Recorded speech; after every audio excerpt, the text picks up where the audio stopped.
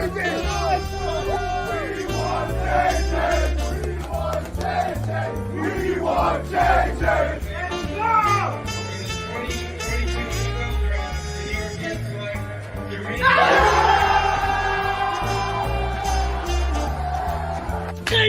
we got Johnson! We got Johnson at 26! We got Johnson at 26! This is great!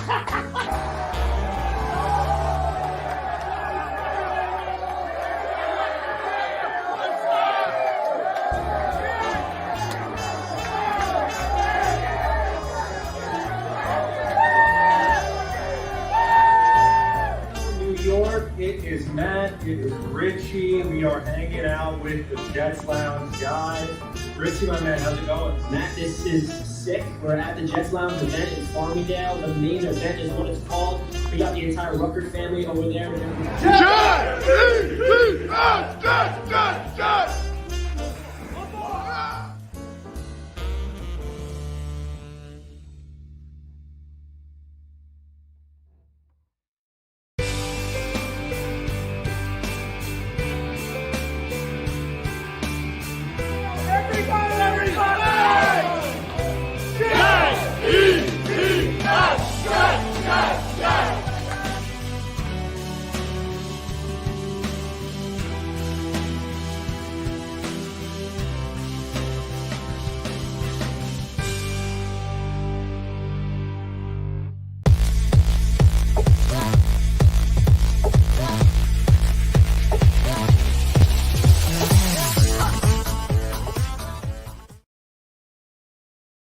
Hello and welcome to Jets Chaos, hanging out in the Jets Lounge on a Sunday morning and looking to talk a little bit about Jets, but really I'm just testing the reassembleization of the studio, of the lounge, because ever since I switched to a Mac Air computer, I lost my microphone capabilities. I lost my dual screen capabilities, which I'm looking at myself right now. So they're back because the Mac Air doesn't have any of those little slots.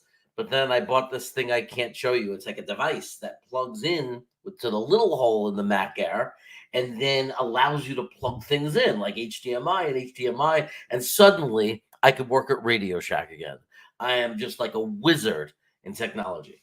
But anyway, and that allows me to say, hey, and say hey to my little, well, I can't call her, my fully grown niece, Leah Cravat. How are you doing? But when they still call you uncle, when you hear uncle, you still think kids. Because they say, Uncle Jeremy. One day when I'm an old man, she'll say, Jeremy, no, you're a cravat. You like the Jets.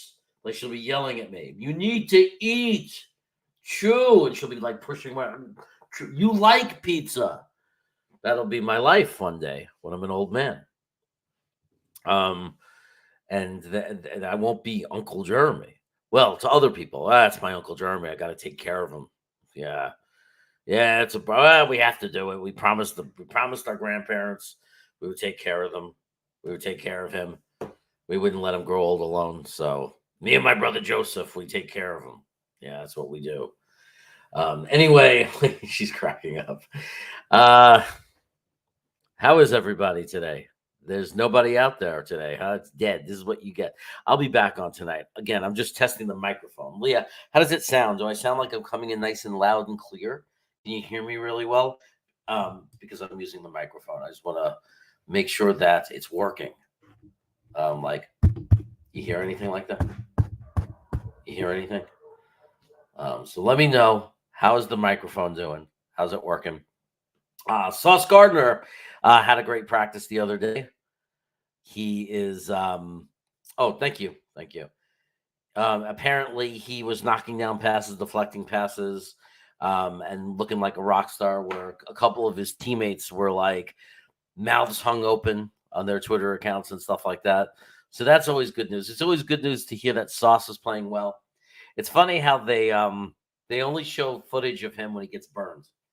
Like it seems like when Garrett Wilson would beat him, they would show us that clip. Or when in scrimmages against other teams, they show him getting beat. Just like the fans of every other team show him getting beat on a play to Diggs, but everybody fails to mention that they fail to mention that all the plays they don't show you where he's completely dominant and dominating and everything like that. He's going to give up some passes sometimes, people. There's nothing we can do about it. Like it's not going to be no cornerback has an average of receiver against them has 0 receptions, 0 yards for an entire season. Like there are going to be times where people get passes off him, but the reality is we got to make him pay. He's got to get some interceptions and start really making them pay for challenging him. I'm being asked by friend of the channel, what's up, Ryder? Are you going to the game Monday night? Well, it depends on which game. I'm going to the November 6th game. That is the game against the Los Angeles Chargers, but I am not going to opening night. Unfortunately, it just doesn't work in my travel. But having to go across the country, and I can only really do it once, so I'm doing it for the Chargers game. But, and this is a big but, I am going to be somewhere else other than here. I'm not going to be stuck alone. I'm going to get to watch the opening game of the season with my brother in the Portland, Oregon area, but it's actually on the Washington state line. It's an area called Vancouver, Washington. And I'm going to get to, I'm going to be visiting him. We'll be hitting food trucks in Portland and doing all that fun stuff. And we'll be watching the game together as obviously I'm going to be on live with Green Bean on Talking Jets, calling the game or reacting to the game with everybody. But also my brother will be sitting next to me. So it'll be an extra treat. Chiefs Live is here. It's hard for him to attend the show when I'm on in the evening because he's a kid. He's got to go to bed, bedtime. But now he's up. I get to be up. So Chiefs Live is, hey, we're going to be playing the Chiefs. It's going to be a lot to talk about that week, that's for sure. Look, the Chiefs don't go 17-0, though, or at least they've never done that before. They lose some games. So that's what I'm holding on to. We're a good team, and the Chiefs lose some games. Maybe will be the game, one of the games that they lose. Like, so if the Chiefs go 13-4 in the regular season this year, we could be one of those 4 teams. Why not? We're a good team. They're coming to MetLife. We could be one of those teams that steal a win against them.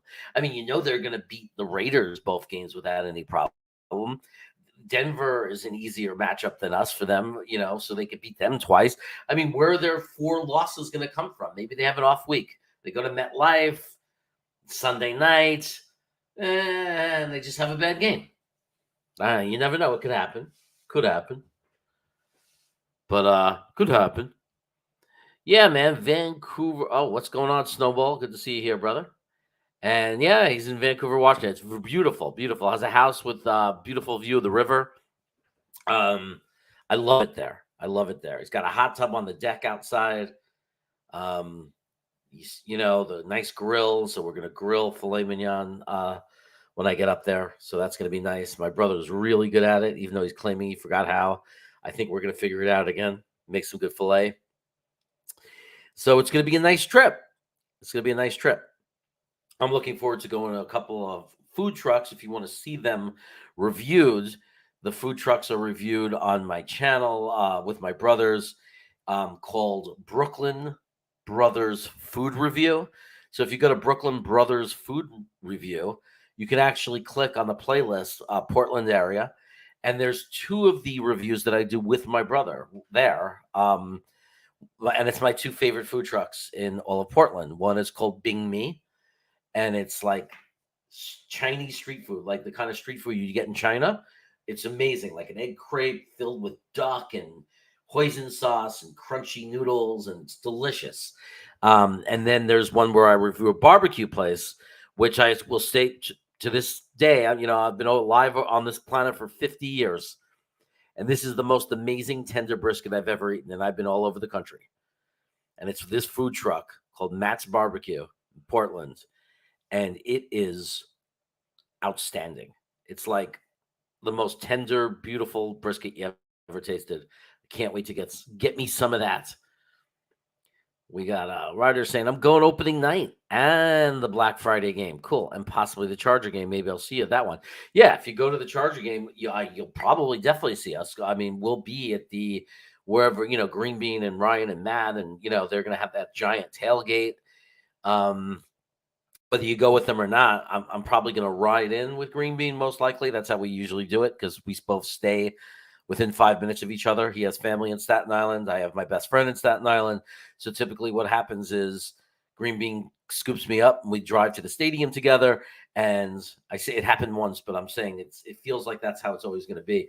And then we'll be at that tailgate so you can see everybody at once. You get to meet everybody. You get to meet Matt O'Leary and say, "What's up? How's the weather, Matt?"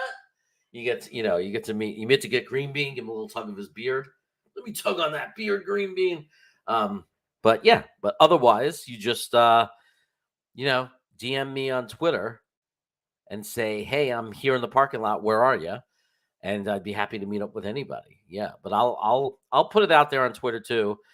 And that's Jets Chaos at Jeremy Crevette too. I will put it up on Twitter where I am if anybody's interested in hooking up and talking and hanging out a little bit. But be great to see people. The more people, the better. Jets fan 4, what's going on, brother? How you? I was just talking a little bit of Sauce Gardner today. He's thanks. Now you're hungry. Watch my videos. Watch Brooklyn Brothers food review. I promise you'll get hungry. So I've got tickets to the Giants Jet game October 29th, and man, I'm in Toronto. The tickets are crazy expensive. Well, the easiest way to sell them is one of the ways you could sell them is if you go onto Twitter and go to type in Sack Exchange, Jet Lounge, or Brooklyn BKRLYN 99. You go to Steven, Sack Exchange.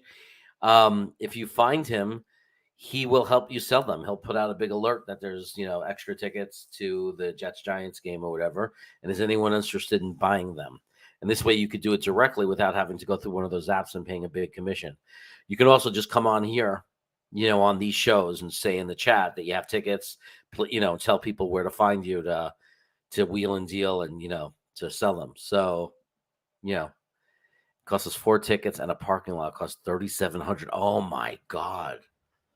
Are you kidding me? Bro. Yeah, you might not be able to sell it that easily through people like that. You might have to sell that shit on eBay.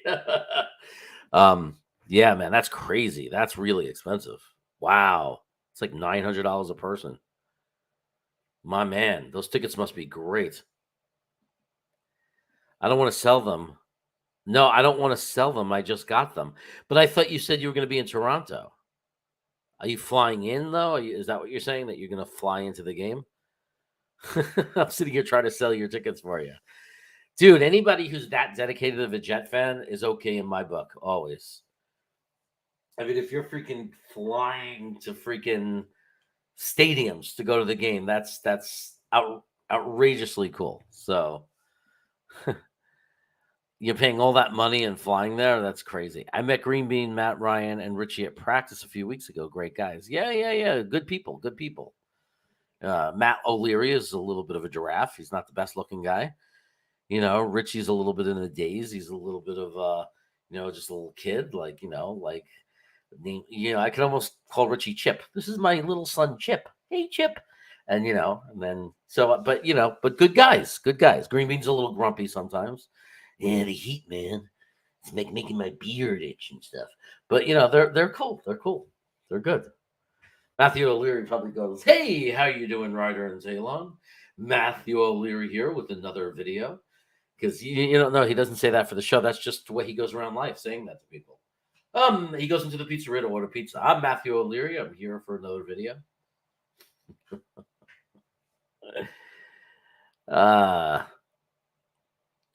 Oh, you're from Toronto. Okay, so you're originally from Toronto. Let me make you feel a little bit more at home. Hey, have a beer, I will never, ever be taken or made fun of again. That's about all of Toronto I know. Hey, I went to a place in Toronto. I'm forgetting the name of it. It's where the Shakespeare festivals are. What part of Toronto was that? It was that out in the suburbs. You drive out a little bit. I'm forgetting the name of it. It was the place where they do the Shakespeare festival. It was cool. And that's another Jets first down. We are driving. Oh, you're driving. Okay. So you're driving down from Toronto to New York? Like, I hope I'm messing this up again. It's like, no, I don't live in Toronto. I'm from Toronto. Or are you in Toronto? And if you're in Toronto going to New York, when are you going to get your US dollars? Like, is there an exchange place? Like, how does that work? Or do you just use your credit card to pay for things? And do things feel really expensive? Like everything's been hiked up 30%? Like when something's $10, you're like, $13? Because for you, $10 American is 13 Canadian dollars. And I don't know if Canada's having the inflation we're having, but man, you're if you're feeling the inflation, if you're not feeling the inflation that we're feeling in Canada, you're going to be shocked at the prices of things in the US.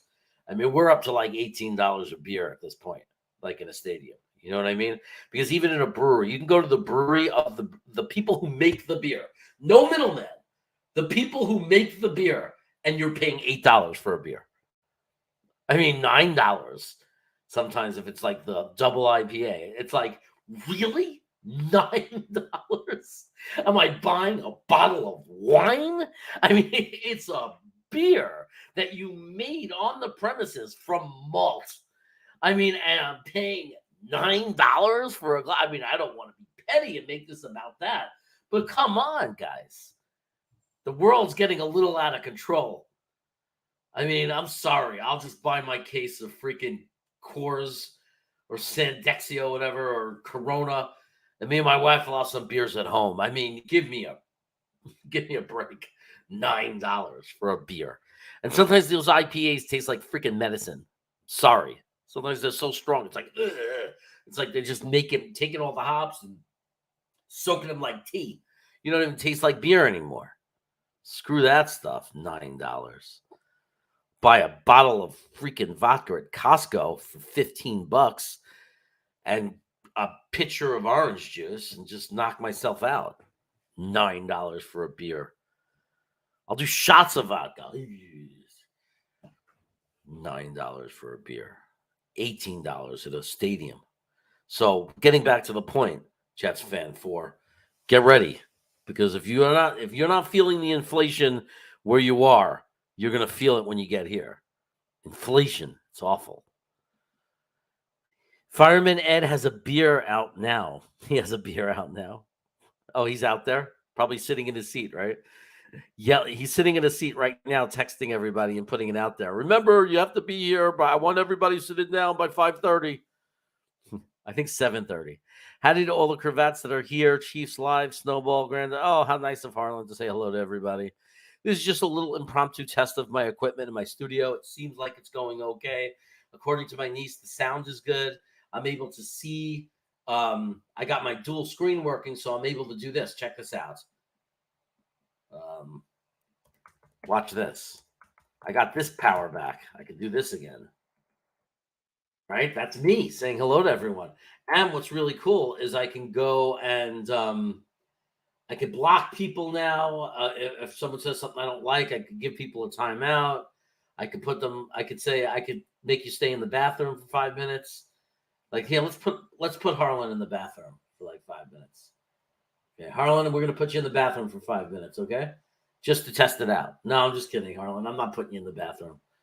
I'm not going to put you in the bathroom.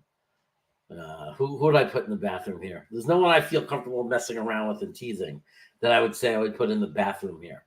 But like if Iowa and Jets fan was here, I'd put him in the effing bathroom for 5 minutes.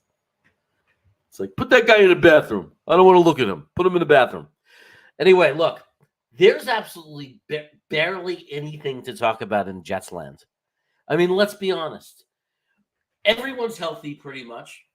I mean, knock on wood, but I'm saying like Dwayne Brown's back. Becton's been having a great camp. He looks healthy right now at this moment. He's healthy.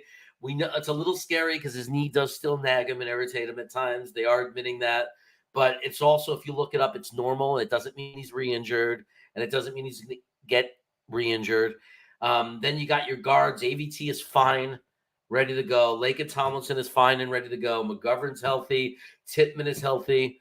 And then you got Turner and Mitchell. Mitchell, I don't believe, is 100% where he was. So there's still some hope there that he'll get better and improve. Turner played better in his last game, in the preseason game. He looked a little bit better in the last bit of action that he saw. So that was encouraging. That's good news for our depth of the offensive line. And then you have things looking good at wide receiver as far as Garrett Wilson is concerned. He's had a great camp. Lazard is supposedly going to be fine and healthy and ready for the opener. McCole Hardman is perfectly healthy.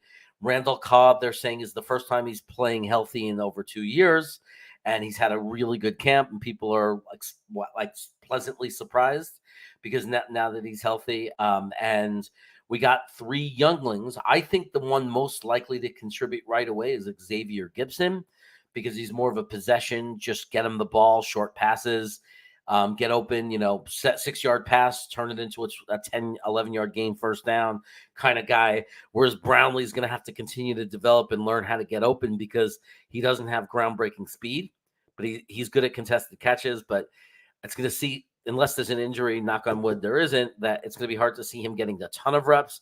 But I could see Xavier Gibson and them wanting to get him on the field. He's pretty explosive. And then, of course, we'll see if he stays on the roster. Irv Charles, who's the developing special teams and probably future gunner on special teams, potentially. So a lot of health there. All the tight ends are healthy. Tons of health there. Brees Hall, healthy. Looking like he never left. Looking like he did before he got hurt, which is the best news, and hopefully it's real and that sticks. Dalvin Cook, I don't know if he's going to be ready week 1, but who cares?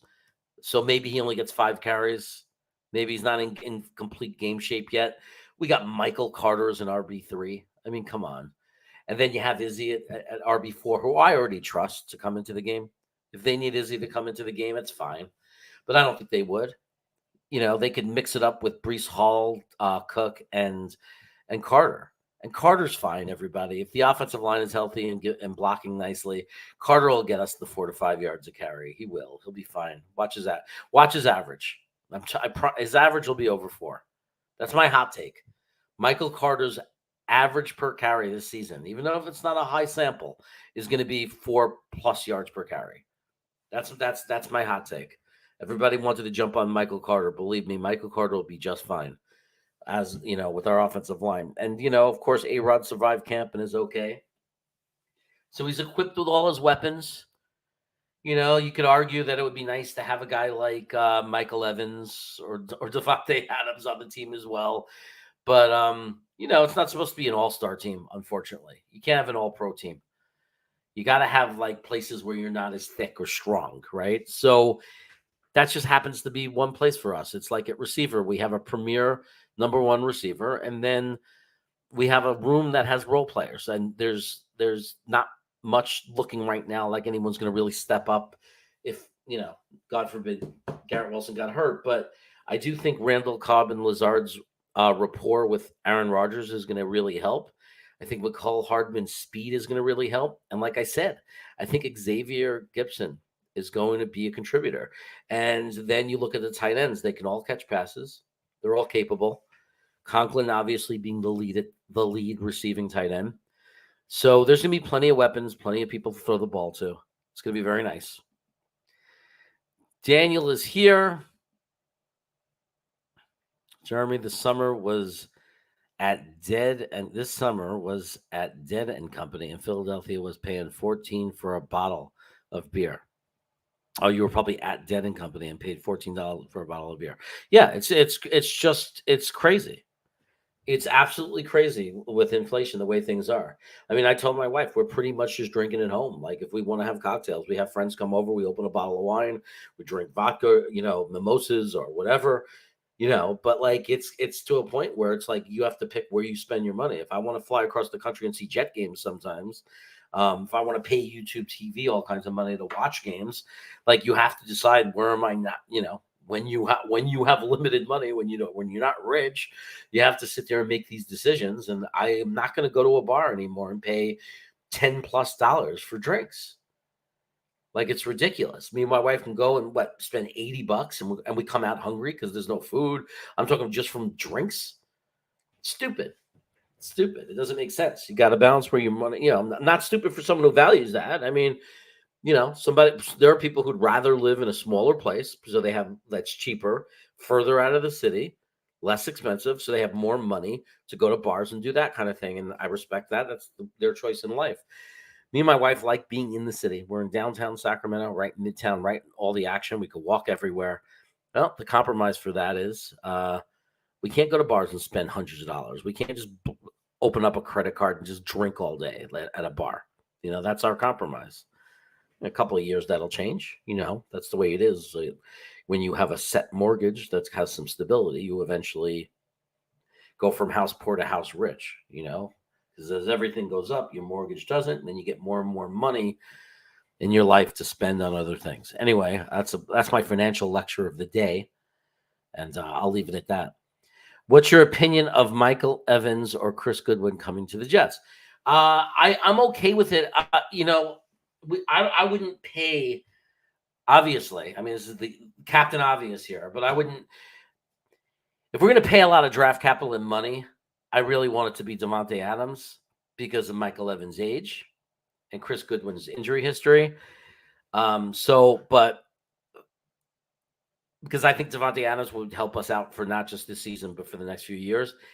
So it would be worth like whatever, as much as it hurt to give away draft capital and stuff like that. There would be at least a reward that goes beyond 1 year. Whereas with Michael Evans, Tampa Bay might not be wrong. I mean, he's like 31, 32 years old. So we don't know what, he'd be great and he'd help us win this year, but there's got to be some limit of what you pay for that. You can't compromise everything, right? You can't compromise everything. I mean, I would like to be an organization that could sustain some level of quality year to year for some future years and not do what the Rams has done, because God forbid we don't win a Super Bowl in the next 2 years. And then imagine the Rams didn't win that Super Bowl. What a disaster it is, how bad that blew up in their face. Yeah, they got the Super Bowl so they can justify whatever they're going through now. But what if we don't win the Super Bowl? And then we set ourselves up to be stuck with all these high-priced players, and we can't maintain or keep or retain our young studs, and it all falls apart and we have to rebuild again. That would absolutely suck. So I think there's a balance of some sort. Yes, I want one of these receivers, but it's about, I don't think that you can trade the entire future for it, unless it's a guy like Davante Adams, who's going to be around for a while, making your team expensive, like making your team dangerous, like an explosive player that's going to keep your franchise relevant. Whereas I don't think in 1 or 2 years from now, Michael Evans might be irrelevant. Godwin, I'm just questioning his ability to stay on the field. I don't want to get a guy who's going to just be hurt. So he makes me a little bit nervous. So out of the two, I'd rather be Mike Evans, as far as this year's concerned. And he might have another year in him next year too. So yeah, it's possible. Why not? He hasn't seemed to have lost speed or that gear. But because he's more of a possession, tall, right, strong, contested receiver anyway. I really want Davante Adams if he became available. I'm not excited or counting, like, I'm not expecting him to become available. I think it's like we're really reaching when we start saying, oh, well, if the Raiders are bad, they might want to dump him and we might be the team to get. I think there's a lot of steps and none of these things are likely. If they happen, it's great, but they're not things you could predict or count on. But if it was to happen, if we were to somehow have one of these players, I'd be very excited with Michael Evans. It would make us extremely potent. It would be great. It would be hard to imagine how other teams are going to defend us. But if it was Davante Adams, then I'm like, we're the Super Bowl favorite. I mean, you put Davante Adams on the Jets, we are the favorites to win the Super Bowl. I mean, I don't understand, and I don't see how anybody could argue it. Like that would be the case. I mean, you're talking about what everybody agrees, nobody argues, is a top 5 defense in the NFL. And then you're going to take Aaron Rodgers, even last year's Aaron Rodgers, but healthy, even if it's not the MVP Rodgers, but you give him Garrett Wilson and Devontae Adams, and you have Breece Hall and Dalvin Cook in the backfield. I mean, I'm sorry. At that point, like I consider us the favorite. I mean, I think that's the final piece of the puzzle that would make us go from a team that's fighting for it, that has a chance, to the favorite. Because I wouldn't even be afraid of Buffalo. I feel we're ready to go in and we have the weapons to compete with Kansas City. I think the difference of why we would beat them in that situation is our defense would manage to stop their offense more than their defense would stop our offense if you gave Aaron Rodgers freaking Devontae Adams and Garrett Wilson. I mean, how do you cover them? And when you do put all those guys out there to cover them, Breece Hall's going to run all over you all day long.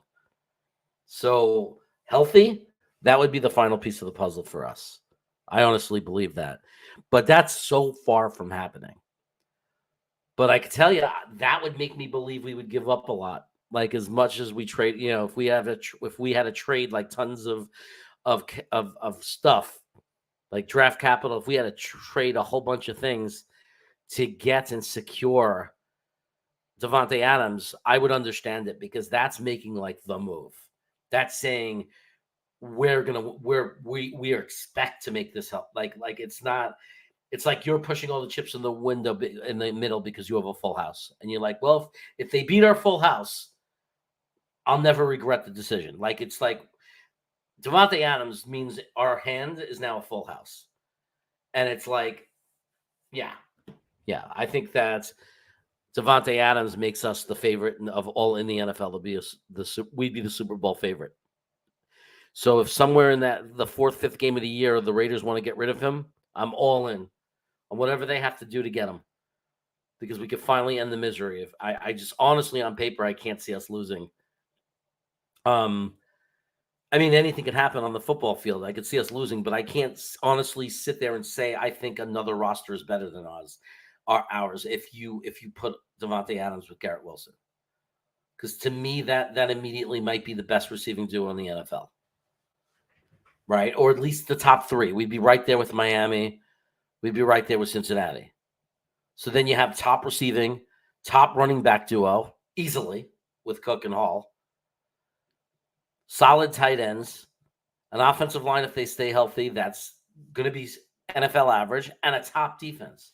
And I mean a top defense and a veteran quarterback to lead the whole thing and to keep everything, where it needs to be. Yeah, to me that would be the final piece. Let's go Jets, we the people. Yeah, it really would be the final piece. That'd be incredible. That's why I don't care what my friend Nick Shine says. Believe me, man, it sucks that Corey Davis retired. It sucks. Like we wanted that other weapon. It's not nothing. Like it stinks that we lost that weapon.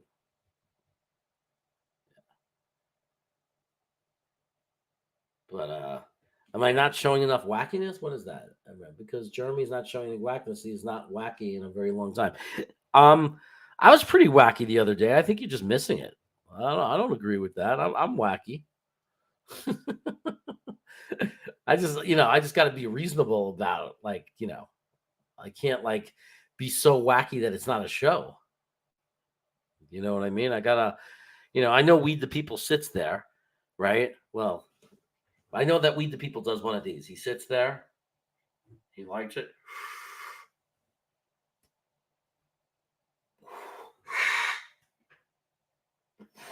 Any more? Yeah. He looks at the bong. Good bong. He puts it down, and then he expects to be entertained. Are you not entertained, Weed the People? Are you not entertained? Okay. God, can I get in trouble for that? No, it's legal. I can't get in trouble for literally acting out the process of taking a bong hit and cleaning the chamber. They're both 30. I just checked. Oh, the 2 wide receivers are both 30? Michael Evans and Godwin or whatever? Or are you saying Devontae Adams is the same age? Oh, are close in age. Oh, okay. So Evans and Adams are this close in age. I didn't realize that Devontae Adams was that old. Wow, he's in danger though because the day he's Evans at least is more of a tall receiver. Like you can lose speed and still be effective. But isn't Devontae Adams completely reliant on speed? Although there are guys that stay fast, right? I mean, there was a guy for Kansas City, a cornerback, Sherry or something, played until he was like 37, 38. He was still a jet. Like he could run full, crazy fast, even like near the end of his career. So yeah, this is definitely the calm. This is definitely the calm before the storm, no question about it. It's like when the main part of the hurricane is above the eye of the storm is above you and everything is calm. You are very much I'm very much entertained. And that was a pretty good impression. Almost too good for someone who hasn't had experience, right? First time I had marijuana. I was in a fraternity house. It was I was almost a fraternity / boarding house in Brooklyn. It was when I went for my associate's degree in hotel restaurant management. And I wasn't even part of the school associated with it. So, but my brother was part of the fraternity. So they let me live in the house and join the fraternity, even though I went to the wrong college. And this Irish guy, Eamon, he was a big guy. I mean, he definitely could have been an NFL. I mean, like he was a big guy. He was 6'4", 6'5". He was 300 pounds of muscle. He was this big Irish guy with like orange hair and freckles and like you don't want to get into a fight with him. Like I can almost imagine if I punched him as hard as I could, he probably would just be like, what was that? Anyway, this big guy from Ireland with his strong Irish accent comes downstairs and I'm like 17 years old away from, I don't turn 18 till December and it's September of my first year in college. I think it's 1988. So it's like September of 1988. I move into this fraternity house. I'm 17 years old. It's only about 30 minutes on the train away from Canarsie, away from where I live. But I'm there on my own with my stuff, and that feels great.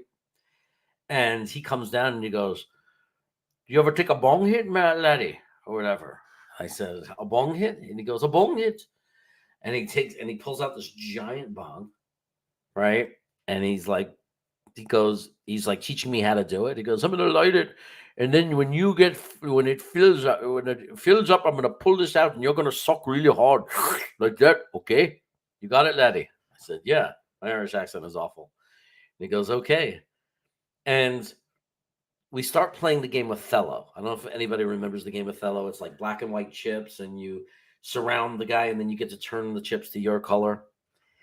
And I'm like, I don't really feel anything. I take a couple of hits, and we're playing this game, and suddenly watching him think and play became the funniest thing I had ever seen in my life. Like I could not stop laughing watching him sit there think, and I'm sitting there, and like the day before, he'd show me pictures of Ireland, and one of the pictures had an animal I didn't recognize. It was fucking hairy. It looked like a horse with green beans beard. And I go, "What the hell is that?" And I'm laughing. He goes, "It's a donkey." I go, "That's not a donkey." He goes, "It's a wild donkey." So now I'm playing Othello with him, right? I had taken these two giant hits, and I start laughing. I'm laughing in his face as he's thinking of each turn, and I start yelling at him. I go, "You're a donkey, a wild donkey. You can't play." He said, "Oh, I hate you freaking rookies." Like he goes, "Oh, I give you," and he goes, "Oh, you don't know, you lost it. You got no control, mate." Like, and he's like, "Oh shit." And, and I was laughing and laughing. And somebody gave me a Dr. Pepper, and that was the best tasting Dr. Pepper of my life. To this day, the one disappointment, the one reason I wish I could start over, I never smoking pot, and that I could smoke it right now, is because it will never be the same as far as how easy it was to laugh, but also how good food was. Because that first time I ran out of that house and I went to a place called My Little Pizzeria on Court Street in Brooklyn. And that pizza never tasted, no pizza, nothing ever tasted that good in my life. I got 2 rice balls with marinara and 2 slices and a large Dr. Pepper. And it was probably the greatest eating experience of my life.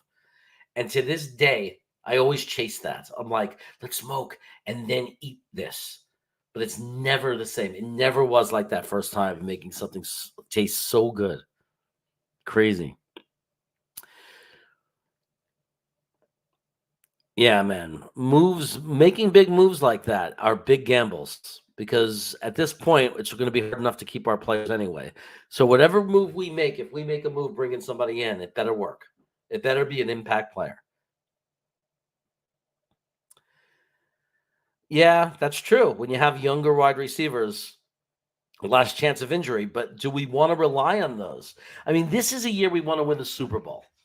Do we want to depend on Brownlee, Xavier Gibson, Irv Charles? Do we want to depend on them? I don't think we want to depend on them. I think those are guys you want to develop. I think it's okay to be excited about them.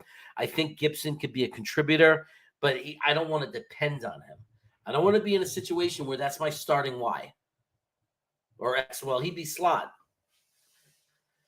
But it would not be ideal. It would not be ideal to depend on them. Let me tell my wife something. Tell my wife, okay, I'm going to just tell her she gets food, what to get me. If you get food, 12 potato and onion pierogies or 3 beef empanadas from the other truck. I love me some truck food, man. Some food trucks. I love it. We, the people, is probably sitting there going, yeah, man, yeah. Tell her you want a dozen of those pierogies or get yourself some of those beef empanadas. Anyway, so the Jets are, look, there's going to be cap hell no matter what, Harlan. I mean, there's going to be a day where we're going to have to try. We're going to be attempting, right? We're going to be attempting. Imagine this. There's going to be a day where we're trying to maintain and keep AVT, Garrett Wilson, Breece Hall, okay, and Sauce Gardner, and McDonald, Jermaine Johnson. How are we going to keep all these guys? Becton, maybe, if we pick up his option or franchise, whatever we do, if we want to keep, if Becton's dominant, we want to keep him. Right? How are we going to keep all these guys? Tippmann, I think, is going to be a stud once he's playing. Going to have to find a way to keep him. There's going to be cap hell. There's going to be a problem. I mean, it's a good problem. It's a problem that's going to be the result of great drafting and great development of players. But that's why we can't, that's why it's a big toll to give away draft picks. Because look at the solid value we've gotten from draft picks. Look how important it is. So if we don't have draft picks for a while, we're not putting anybody in the funnel or the pipeline. Then when we can't sign everybody, we don't got guys to replace them. That's why we still have to find a way to maintain some draft picks. And I'm not saying they have to be number 1 picks. JD is really good at filling roles, in the 3rd, 4th, 5th rounds. We got a bunch of guys that are filling roles in those rounds, but it's going to be a challenge, and there's going to be some feel of cap hell.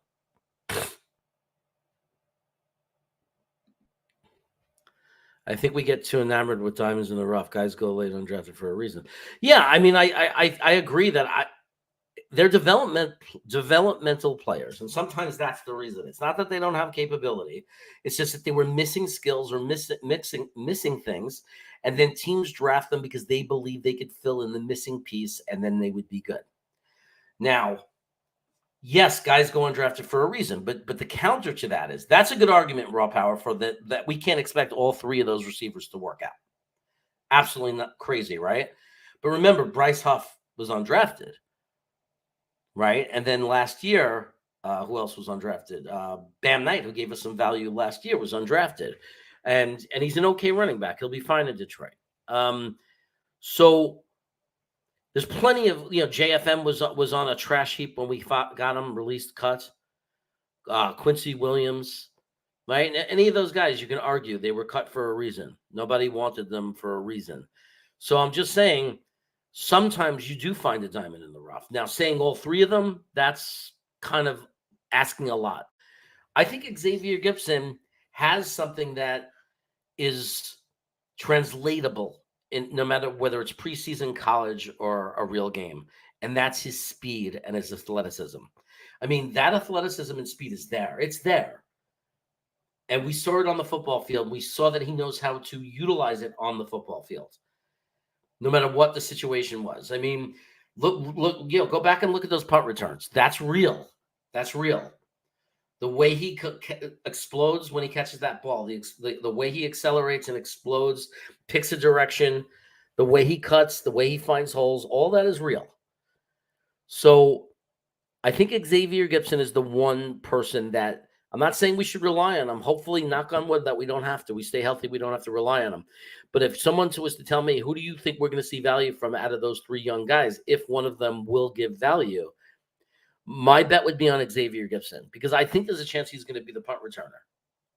I think there's a real legitimate chance that he's our starting punt returner. And if he is, there's going to be value in that, because I promise you he'll have some big plays. But I'm afraid. A young guy like that, nerves. I mean, the worst way to turn around the game and lose a game is a muff punt. Right? When you're playing Kansas City or Philadelphia or Buffalo, you can't have a muff punt. I mean, that sometimes will, as you know, will sway the game. So it makes me nervous. But I think Xavier Gibson could be the guy that everybody says, how is he not drafted when it's all said and done? I was a Brownlee guy the whole camp. Gibson got me in that last game. Like, I started to realize it. I was like, well, look at this kid. And then I started watching all the returns he did throughout camp, and we just ignored it. A lot of us, we didn't even put it together. We're like, this kid does a big punt return every game. Every game in the preseason, he did at least one punt return that made your eyes come out of your head. So I don't care if it's backups. Those are guys fighting for jobs. It's not easy. Like, punt returns, you're always going against usually second, third stringers. You're not going against you're going against whatever special teams they put together. So I'm excited about Xavier Gibson and what he could bring to the team. And I'm hoping that Brownlee in the future, I don't think Brownlee's going to offer much to us this year, but I'm hoping in the future he's going to be a decent 3-4 receiver. Even if he's the number 4 receiver in 2 years from now, that's value. Getting an undrafted free agent and getting a solid WR4 is value, because you're filling that role for free, for very low cost. You didn't have to invest in it. You didn't have to use a second, third round draft pick, and they ended up being just a WR4. Like, it's no risk, undrafted free agent. Anytime those guys fill a role, anytime they get to a level where they're filling a role for your team on the 53 and they're solid at that role, that's a tremendous victory. That's the difference of what makes championship teams versus teams that are not championship teams. Everybody has money to get stars. Everybody gets first-round draft picks where they can go for stars. The playing field is more even with that. The difference is we filled 5 spots or 6 spots for nothing, for no resource. We were able to fill in roles. And that's tied with the other factor of the panning out of your first-round picks. Right? Because there are some teams where the first-round picks, like, we know, we had a history of first-round picks not panning out, and now we have freaking Garrett Wilson and Sauce Gardner and AVT. So we have 3 first-round picks that not only panned out, they're potential Hall of Fame players. So when you hit like that on your first round, when you strike gold like that to such an extent, it helps build a great roster, obviously.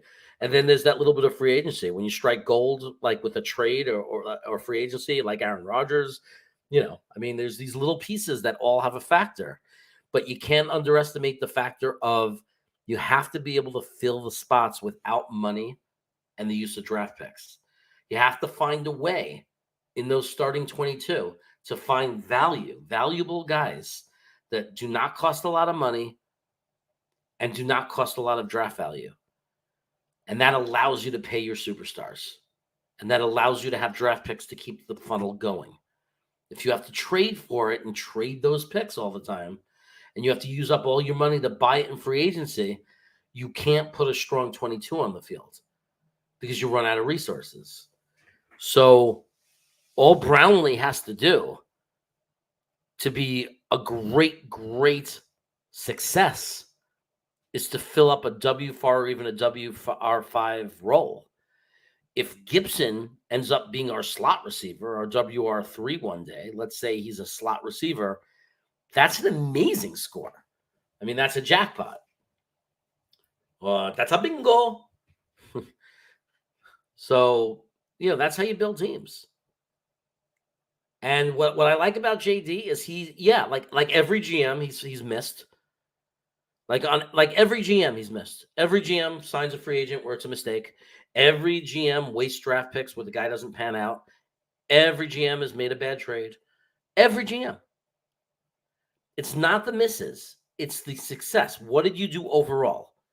What did JD do overall? He found enough gold in the draft. He found some gold via free agency. He found some gold in smart trades that favored us, that ended up swinging our way.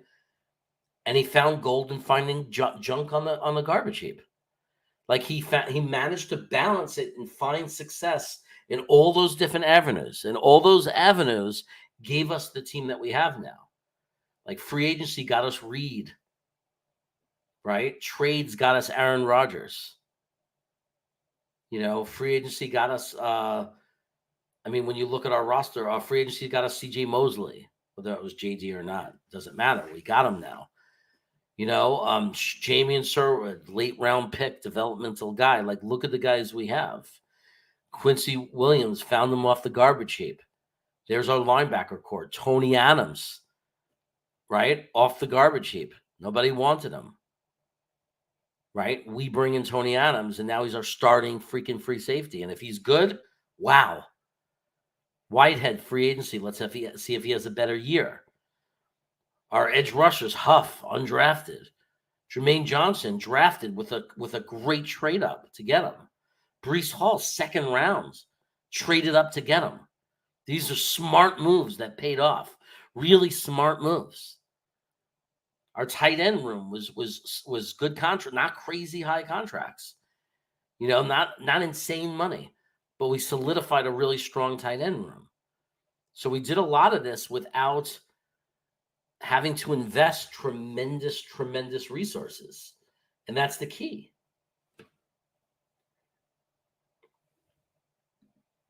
What's this? The Human League, the sound of the crowd. That's my intro song? Okay. I don't know where you got that from, but okay. Wayne Corbett was undrafted. Yeah, but I understand raw power. Like to sit there and believe that all three of those wide receivers are going to be a sensation or a hit. I mean, that's very unlikely. Like, there's tons of undrafted free agents that make rosters that do nothing.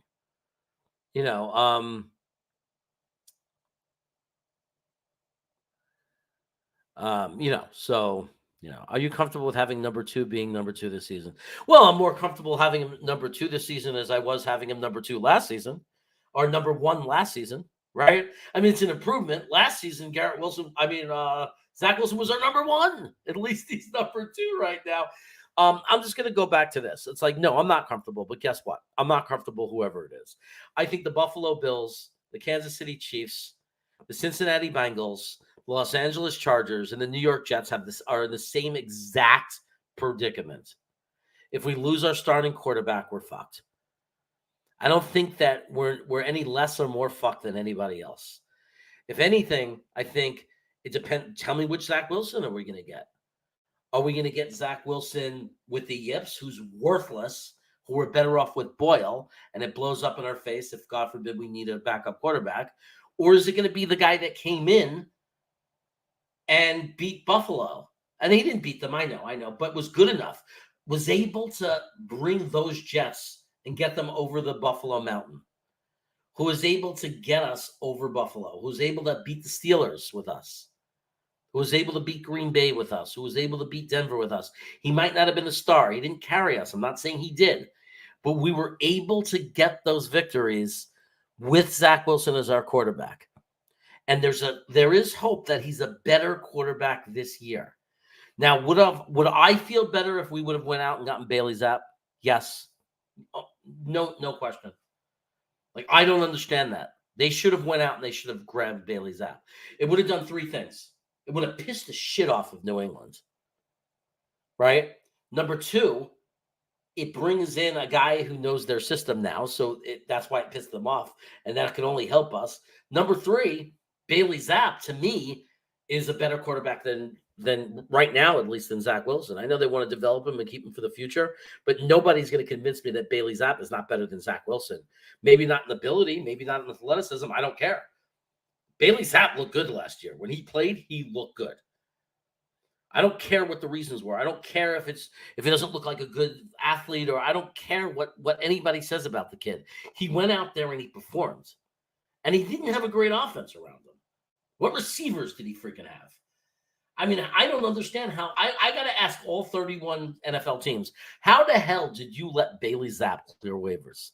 It makes no sense. How did the Arizona Cardinals, who don't have a quarterback, how did they let Bailey Zapp go through waivers? Unbelievable to me. It makes no sense to me. Absolutely no sense. I saw a proud New York Jet fan here. I don't know where he went. Lighting upgrade. Can I see half the chewed English muffins on your chin? Is there a lighting upgrade? I don't think there's a lighting up. Oh, maybe what's helping with me my lighting is now that I have the monitor on now. Now, that's an extra benefit I didn't realize I was going to get in the studio. I'm looking at a big blown up screen that's on, so it's providing more light. That Jets Jack is so sweet, Jeremy. What's the other one? Did Phil do it as well? Yes, Phil did both. So this is the most recent, right? It's got Green Bean up there, as ugly as he is.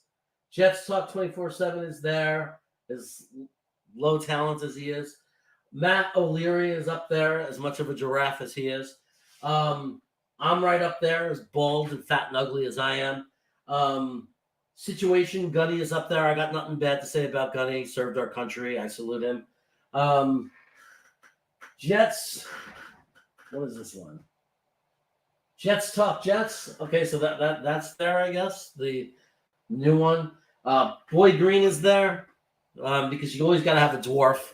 You got to have, Gilmy's son from the Rings, Lord of the Rings, right there. Then you got JC. That's Jet Central. Ian, because you always need someone who likes to slap their head and rub their head and get all excited all the time and run around the room while he's recording videos. And then you got Jets Media. You got the kid Richie, who likes to go crazy like this and freak out and go, yeah, whenever the Jets do something. That's why I love him. And then you got Rich Eisen, which is hysterical to me that he used Rich Eisen. But Buffalo didn't want to share his icon, which I'll never understand. And then there's this flag. It's the Stoke-on-Trent. That's where Phil Adams lives. New York Jets. It's combining his soccer team with the Jets. You got the British flag and the American flag, and you got every Jets emblem. My favorite one is right up here. That's my tattoo. And both of these flags are just incredible. Both of these, I guess they call them Jets Jack. I guess they call them Jacks. So yeah, I love them, man. They're great. They're great. Every time I make fun of the other YouTube providers, my numbers go up. Like, more people are in the stream. I should just be Green Bean, man. It's Green Bean here.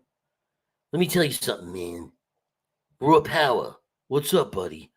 Game manager is perfect for a number 2. I agree, man. So the question is, can Zach Wilson be that guy? Can we get the Zach Wilson from Buffalo, man? Can we just get that Zach Wilson? Is it that much for us to ask? Can't we have nice things? I need a pen to chew on, man. Here we go. can't we have nice things? Man. Who's this? Dallas James Santana. The way you feel about not wanting to rely on Gibson and Brownlee is the same way I feel about Sherwood. I feel Quan was the choice there. Yeah, I know it's confusing. Like, what the hell are they thinking, right? I mean, Quan wasn't even going to cost that much money, I don't think. I think that they must, I am only assuming that they freaking love Sherwood. Like, they must love him. They must see something in him. Now, he looked good in preseason, dude. He looked good. But remember, Sherwood was initially a safety. So when you're looking for a guy to cover tight ends and for more of a coverage linebacker, Sherwood definitely has a good background for that. I mean, that's his. Remember, like we almost don't want linebackers. We want big safeties, like coverage safeties that are big enough to play at that level, like the linebacker level and the second level. You know, we're going to see. We're going to see. But I don't blame you. I'm not going to argue. Like, you're allowed to feel, that you don't want to rely on Sherwood. But I do understand this, Dallas. The one thing that helps with this, if it's any help, is that we play a lot of 2-5. Like, there's a lot of times where we only have two linebackers on the field.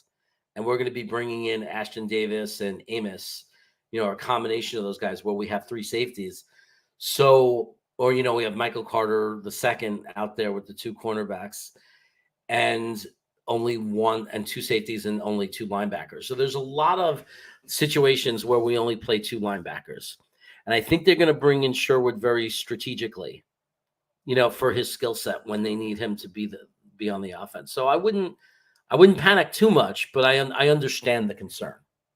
I have great hopes for Sherwood, to be honest. I have great hopes. I know it's a risk, but I really trust them, and I think they're going to turn. I think that he's one of those developmental guys that they're going to turn into something special.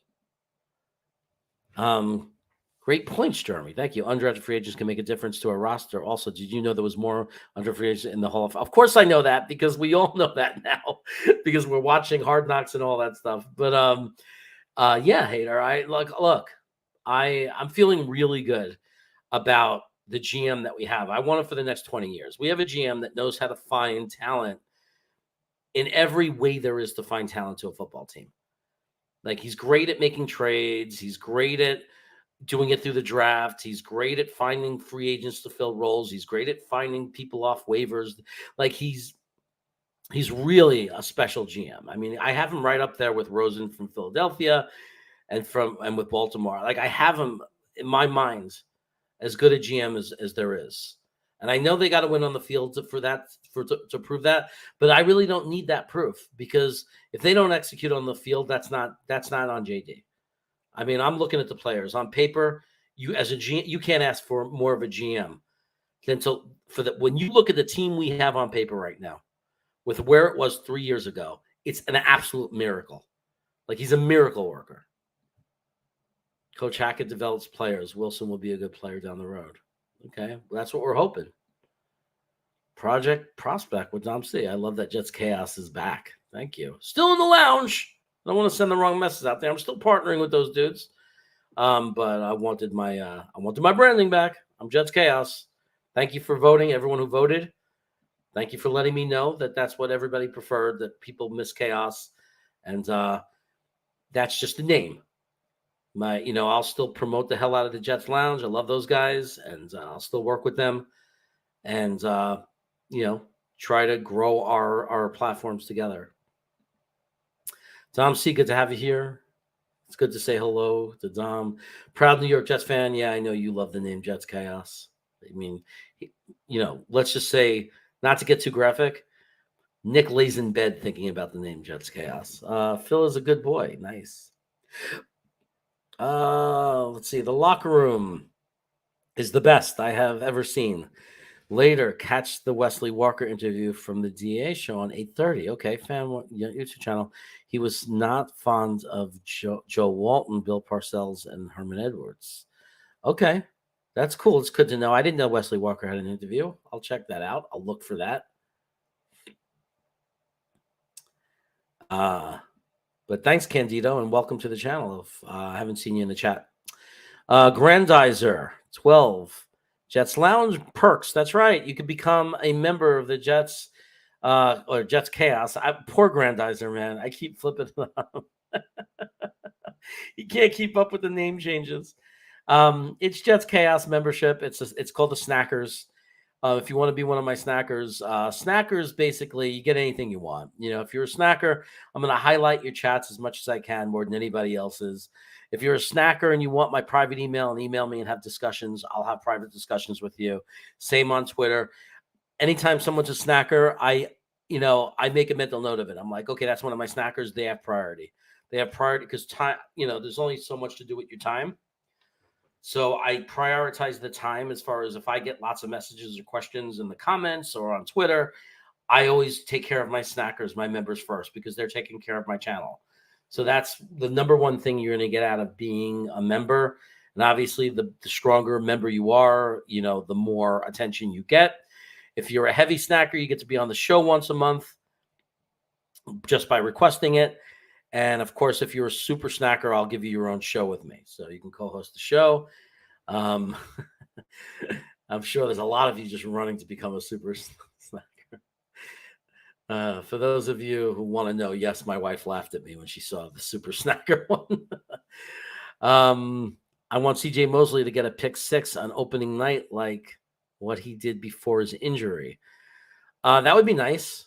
That would be nice. I want him to just stay fast, stay quick, stay a good leader, quarterback the team the way he's been the way he did it last year. And yeah, I think that, Quincy Williams gets better and better the more he's in the system. So I think that it really helps. Let's see.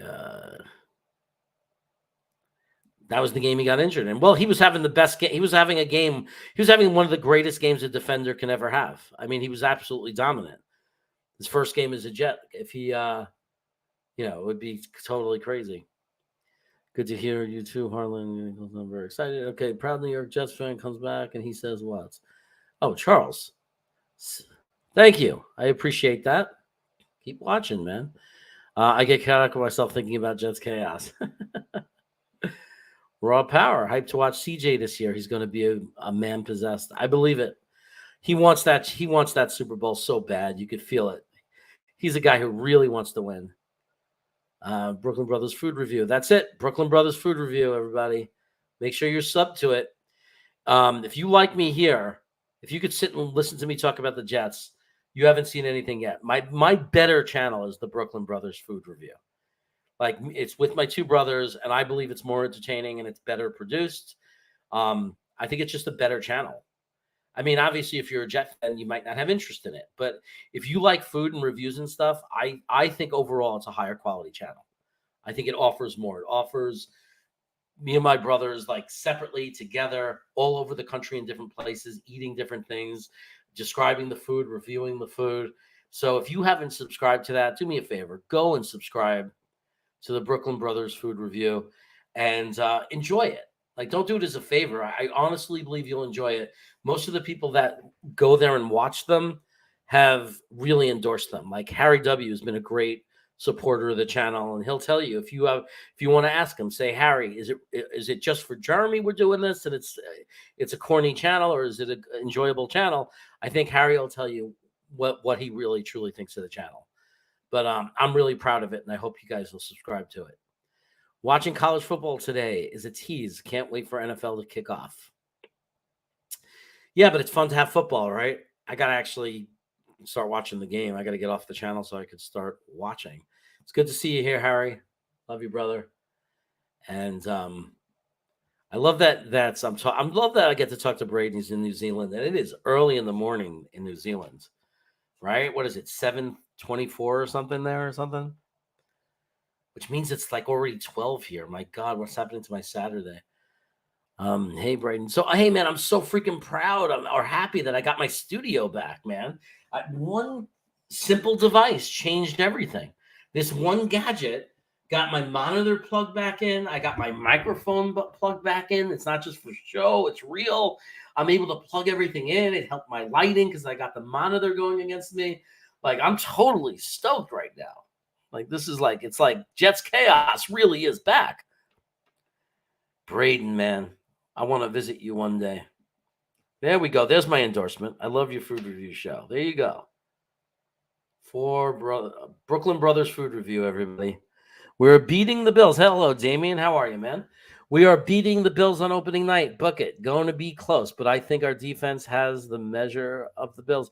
I agree that we should beat them. I agree. At home, we better. I mean, think about it. They're a division rival. We want to win the division. We're going for it all this year. We're at home. We can't look at ourselves as the underdog. We just have to win that game. We can't sit there and say, well, it's Buffalo. You can't expect. No, I expect. We beat them with freaking Zach Wilson.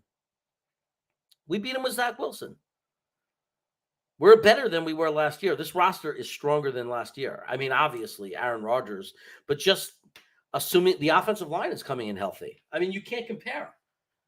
When the offensive line is healthy, we have Aaron Rodgers instead of Zach Wilson, or in the second game, Mike White, and we were playing them tough in that game until they knocked Mike White out and Joe Flacco was a statue. I mean, we are a stronger team, and they're not. I don't see them as much of a stronger team this year than they were last year. We're a stronger team.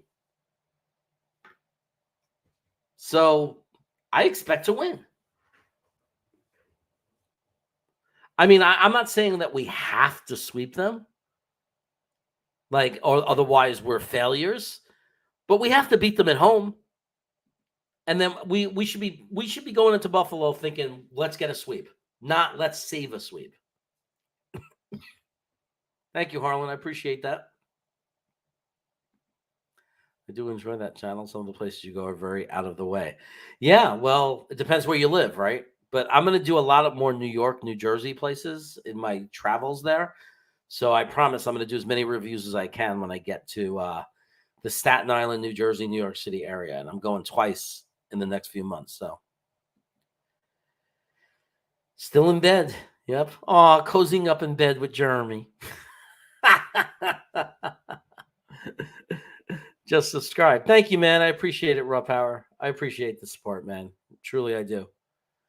It means a lot. Good things happen to good people. Happy for you and the return of the Chaotic Studio. Thank you, Nick. I have Nick's fooled that I'm a good person. Okay, I guess I got my free. Very good Raw Power. Yeah. I hope you like the channel. I hope it's like my hope is that it's more than just doing it because I appreciate if you support me and like me on this channel and you subscribe to that channel as a favor, I appreciate that. But I really hope you like it. I hope you watch the videos and say, I like this and watch them. Because I'm proud of my brother. I'm proud to do it with my brothers. And I think that they're doing really well and they do a great job. And, so I think that their videos are as good as mine easily, if not better. So the pressure is on the Bills to win the division again. Yeah, I think so. I think that they're feeling more pressure than we are after you've won a couple of times and people are coming for you. I agree with that. I mean, because really in reality, as much as I believe that we should be Super Bowl contenders and we have a chance and there's no limit, the reality is no matter what, if the Jets make the playoffs, just that is special. When you haven't made the playoffs in 13 years and you're the team with the longest playoff drought, just making the playoffs is something. But I want more. I want at least one playoff win. I would be very disappointed with scrape into the playoffs and lose the first game. That would be, to me, would be a disappointment. I want the Super Bowl. No matter, I'm going to die, be brokenhearted if we don't win the Super Bowl. But no matter when we lose, the difference is if we lost in the AFC Championship game, for example, although I would be brokenhearted, I would believe, I would still feel differently about overall later on down the road. I'd be like, okay, that was a nice step. And then I'd say, let's get ready for season, for 2024.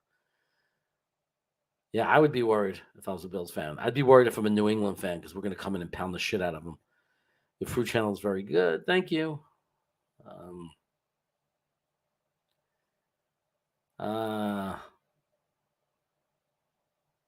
What is that? I don't know what Grandizer is putting up there, but he's a funny guy. If you enjoy the content, please hit the like button. Much appreciated. Thank you. Harlan, Nick. Nick's a funny guy. Damian McNabb says, love your pizza appreciation asides. Wish I could get a real Brooklyn pizza in Portugal. I'm still looking. Oh, that's got to be rough. That's got to be rough. I mean, but yeah, hey. You get those chocolates with the port in them. Wow, dude.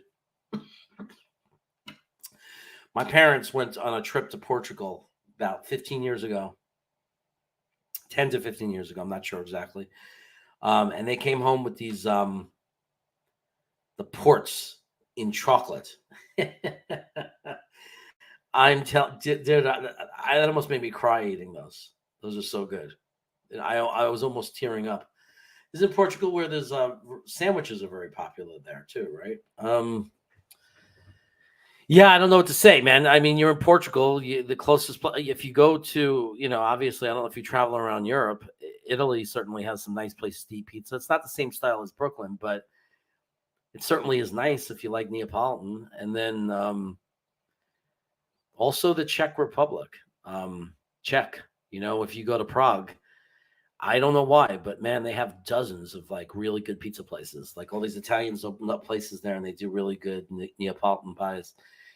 But yeah, I think I have nothing I could recommend to you unless you come to the States to try Brooklyn style. I never had Brooklyn style in Europe ever. I've looked. I have never found anything in Europe that was like Brooklyn style. I found lots of Neapolitan, good wood oven pies, but never the Brooklyn style. Yeah, that was cool. My brother went to Greece and he did a whole bunch of videos of places in Greece, which was really nice. And that's a separate playlist on the channel. So anybody who wants to watch that can find it. So, hey, I'm going to be back tonight for my rant, just so you know. This doesn't count. I was just testing the technology. But I'm glad I got to do it. Glad I got to see a bunch of you early on a Saturday. Hope everyone has a great day. Go out, enjoy your Saturday. And I will be back later. And I'll be ranting. I'm gonna find some things I'm pissed about. I'm gonna go onto Twitter. You know how I find my rant? I go onto Facebook groups and I watch people's comments about the Jets. I get all fired up and pissed off, and then I come here and rant about them. So I'm gonna come up with at least 2 or 3 takes out there on Twitter or Facebook that piss me off, and I'm gonna address them. Damian, thanks for being here today, man. I appreciate it. And absolutely, let's go, baby. Let's go. This is our year, our time, our story. Ladies and gentlemen, New York Jets. Let's go! We need JJ! We want JJ! We want JJ! We want JJ! Let's go!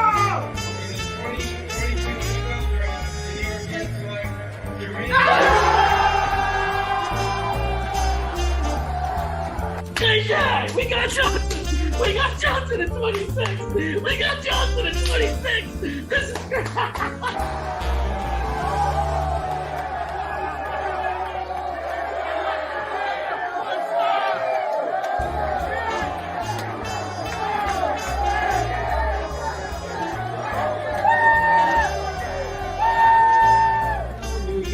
It is Matt, it is Richie. We are hanging out with the Jets Lounge guys. Richie, my man, how's it going? Matt, this is sick. We're at the Jets Lounge event in Farmingdale. The main event is what it's called. We got the entire Rucker family over there. Jets!